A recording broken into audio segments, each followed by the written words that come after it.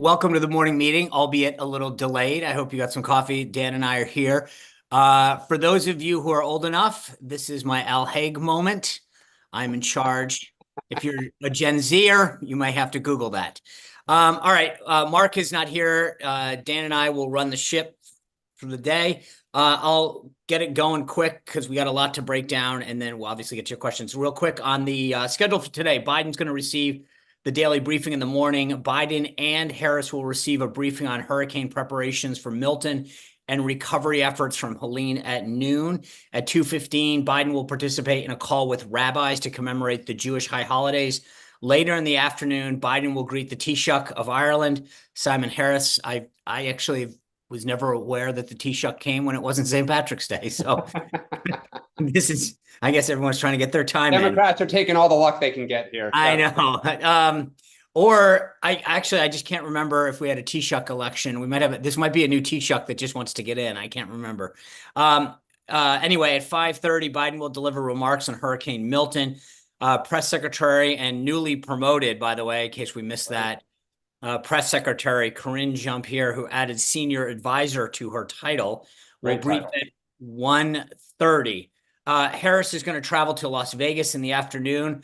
Trump's going to deliver remarks in Scranton, Pennsylvania at 3 and hold a rally in Reading, Pennsylvania at 7. Vance is on Tucson, Arizona at 2 p.m. Eastern time, and he's going to be in Mesa later for a CPAC town hall. Tim Walz is in Chandler, Arizona, with Ruben Gallego, the Democratic congressman and Senate nominee, and Jim McCain, and later will hold a rally in Tucson. That's what I got. 3 topics before we get to your questions. Dan, let's just start off the media quote blitz by Harris. Is it working? So I think yes and no, and I'll kind of go in reverse order here. I think no, because she's not really making good news so far. You know, her answer yesterday, the first attempt at how she was different than Biden was just embarrassing. And I think it wasn't just, what she said, but she looked petrified when, she was first asked. And I think, in those first few interviews, she looked stiff and cold and, like a robot. I mean, she wasn't speaking like a normal person.